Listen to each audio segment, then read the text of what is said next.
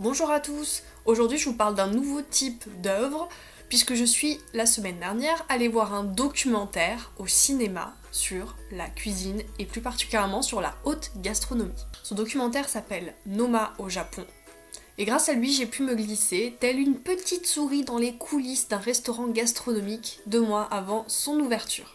Et ce dont je vais vous parler aujourd'hui, c'est que même si la cuisine était un acteur majeur de ce documentaire, en fait, ce n'était pas forcément le sujet principal. Mine de rien, ce documentaire m'a fait beaucoup réfléchir sur pas mal de sujets. Je vous explique pourquoi. Alors, pour tous ceux qui, comme moi, ne connaissent pas du tout Noma, en fait, il s'agit d'un restaurant qui est installé au Danemark, à Copenhague pour être plus précis, et qui a été sacré 4 années meilleur restaurant du monde. Il a fait la une des médias gastronomiques. Ce titre est décerné par un magazine britannique qui s'appelle Restaurant Magazine. Et donc là, je vais éviter le débat de est-ce que ce genre de prix ou d'award est légitime. On a le même genre de débat dans le monde du jeu vidéo, là c'est pas le sujet, mais sachez que voilà, certaines personnes remettent en question la neutralité de ce prix. Ce documentaire a été tourné début 2015, lors de la première ouverture d'un restaurant éphémère par Noma. Donc en fait ils ont décidé pendant 2 mois de fermer leur restaurant de Copenhague et de s'installer dans un hôtel de luxe à Tokyo, en résidence, comme un artiste tout simplement, et de proposer une carte inédite pendant 2 mois, et ensuite de revenir à Copenhague. Donc ce qu'il faut savoir, c'est que depuis, ils ont renouvelé l'expérience. En 2016, début 2016, le restaurant Noma s'est installé à Sydney en Australie, et là, maintenant, tout de suite, ils sont à Mexico, toujours pour l'ouverture d'un restaurant éphémère. À la base, le concept du restaurant Noma, c'est de proposer de la nourriture nordique. Donc de la nourriture avec des ingrédients qui proviennent des alentours du restaurant tout simplement. Donc, lorsqu'ils s'installent à l'étranger, leur but c'est pas de copier-coller leur carte de Copenhague, non. C'est d'aller faire un audit des traditions culinaires et des ingrédients qui existent dans les endroits où ils se trouvent, et de créer une carte inédite tout en respectant l'esprit artistique du chef. Je parle d'esprit artistique parce que, oui, dans ce documentaire, en fait, on se rend compte que la cuisine à un certain niveau peut être assimilée à de l'art.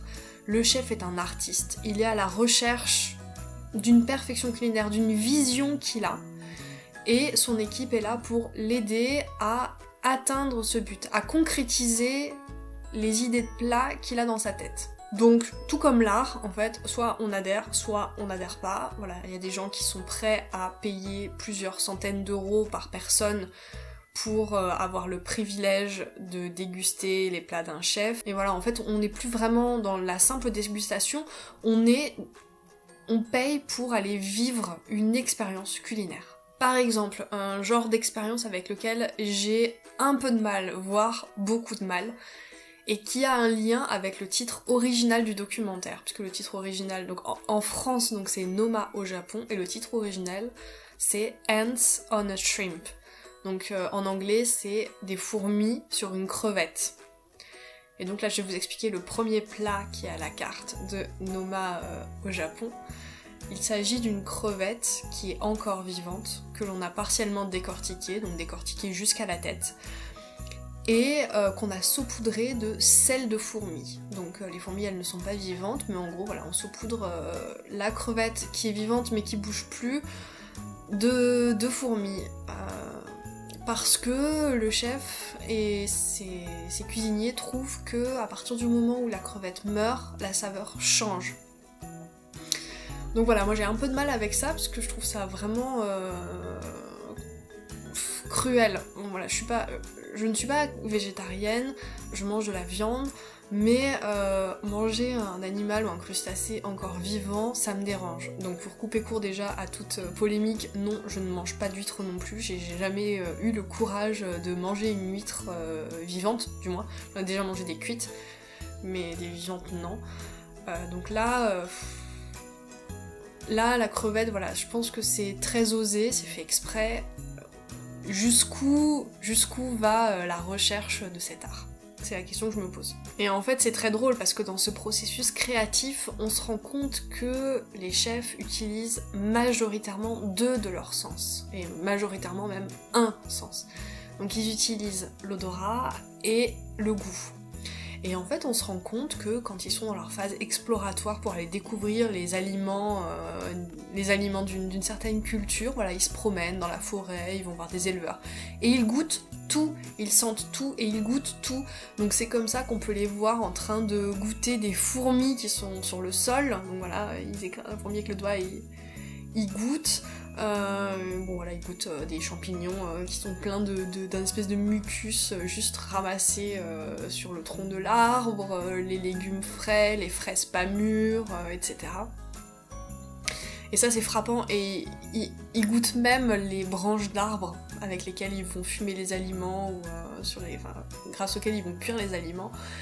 Et ils recherchent des saveurs très particulières, et quelque part ça m'a fait penser à un manga qui m'a beaucoup plu, que j'ai lu et qui m'a beaucoup plu, qui se trouve d'ailleurs juste là, voilà, qui s'appelle Hunter x Hunter.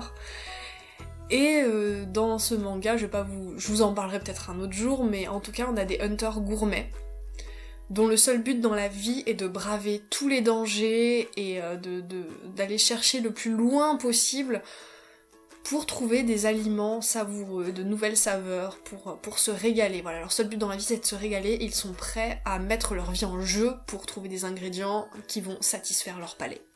Et donc quelque part, voilà, ce petit parallèle m'est venu en regardant le documentaire, je me suis dit mais en fait ce sont des hunters gourmets. Une question que je me suis posée en regardant le documentaire, c'est jusqu'où est prêt à aller l'artiste, et en l'occurrence l'artiste cuisinier, dans la recherche des goûts, et aussi quelque part dans la mise à mal des traditions, voilà, dans la recherche d'authenticité, dans la recherche de nouveautés, transcender ce qui existe déjà, aller plus loin, provoquer. Jusqu'où est-ce qu'on est prêt à aller pour ça? Ensuite, il y a un passage qui m'a vraiment mis mal à l'aise. Je vous explique le décor. Une dizaine de jours avant le chef, il y a une équipe de 4 personnes de sa brigade qui vient à Tokyo et qui est chargée de goûter tous les aliments et de proposer des plats qui seront à la carte. Donc on les voit suer sang et eau, refaire des plats, les goûter. Ils dorment presque pas, ils passent leur journée à essayer de voir quel plat va satisfaire leur chef. Et donc leur chef arrive, et globalement il démolit à peu près tout ce qu'ils ont fait, en leur disant « Mais non, vous avez transposé la carte de Noma à Copenhague au Japon, c'est pas ce que j'attends, il faut aller plus loin, vous restez dans votre zone de confort. » Et là, je me suis vraiment, vraiment sentie mal pour eux. Eux qui avaient souffert physiquement, mentalement pour proposer des plats à leur chef. Et le chef qui arrive et qui démolit tout ça. Donc là, je me suis sentie vraiment très mal pour eux, et c'est à ce moment-là que je me suis dit, mais en fait, je pourrais jamais être à la place ni de cette brigade, de ces cuisiniers qui finalement dédient leur vie à essayer de satisfaire leur chef et à atteindre une certaine excellence. Et je pourrais pas non plus être à la place de ce chef, parce que humainement, moi je me vois pas avoir ce genre de réaction, même si quelque part je me dis que quand on a une vision et qu'on sait exactement où on veut aller, il faut pas transiger, il faut pas faire de compromis, mais humainement c'est tellement difficile. Du coup ça confirme bien le fait que je me vois très très mal travailler dans un restaurant un jour. Et puis ça va aussi à l'encontre de mes propres croyances personnelles. J'essaye de militer pour le fait que pour être heureux, il faut un équilibre entre vie personnelle et vie professionnelle, que l'un ne va pas sans l'autre, que l'un se nourrit de l'autre, et que voilà, pour être heureux, soyons équilibrés, ayons des hobbies, ayons des amis, prenons le temps d'être avec notre compagnon ou notre compagne, prenons le temps de sortir, de se nourrir d'autres choses pour être plus créatifs dans notre travail. Et là, en fait, j'ai l'impression, mais après peut-être que le documentaire fait ressortir cela et que dans la vraie vie, ça ne se passe pas du tout comme ça. Mais j'ai l'impression que voilà, que là, ils sont un petit peu en cercle fermé, que c'est-à-dire que voilà, il y a que la cuisine qui compte, ils sont entre eux, ils ont pas de vie personnelle, leur seule vie c'est la brigade, c'est le chef, c'est le restaurant, et quelque part, pour moi, c'est quelque chose qui bride complètement la créativité. Même s'ils sont dans un environnement où ils utilisent des processus créatifs qui leur permettent de se dépasser, de sortir de leur zone de confort, mais quelque part, je me dis qu'ils pourraient être encore plus créatifs en élargissant leurs horizons, en n'étant pas auto-centrés sur la cuisine. Donc finalement, documentaire assez intéressant sur la cuisine, on a des jolies photos avec des très beaux plats, des plats gastronomiques. Donc encore une fois, soit on adhère pas. Personnellement, je rêve d'aller manger dans ce type de restaurant, même dans un restaurant vraiment gastronomique haut placé. Pour l'instant, je n'ai jamais eu l'occasion de le faire, mais j'espère bien que je l'aurai avant de mourir. Tout simplement pour voir si j'arrive à rentrer dans ces univers ou pas, à apprécier les techniques, apprécier les recherches qui ont été faites, apprécier aussi les recherches sur la justesse du goût. Donc voilà, moi c'est quelque chose que j'aimerais beaucoup vivre. Néanmoins, voilà, ce documentaire me fait poser pas mal de questions sur les relations humaines au travail, sur jusqu'où peut-on aller dans la recherche de créativité sans devenir fou. Parce que c'est vrai qu'on peut s'isoler et toujours essayer d'être plus créatif, mais à quel prix finalement. Voilà, je vous laisserai avec ces questions. Si jamais vous voulez qu'on en discute, laissez-moi un commentaire sur YouTube et puis je serai ravie de discuter de ça avec vous. Cette vidéo sort un peu de mes formats habituels, d'habitude je fais pas sur le documentaire, mais là je vous avoue que j'ai vu ce documentaire, j'ai vu qu'il était projeté pas loin de chez moi, je me suis dit il faut que tu ailles le voir, il faut que tu fasses une vidéo dessus, donc en ce moment je suis mes instincts, donc je vous livre cette vidéo, et c'est avec grand plaisir. À très bientôt.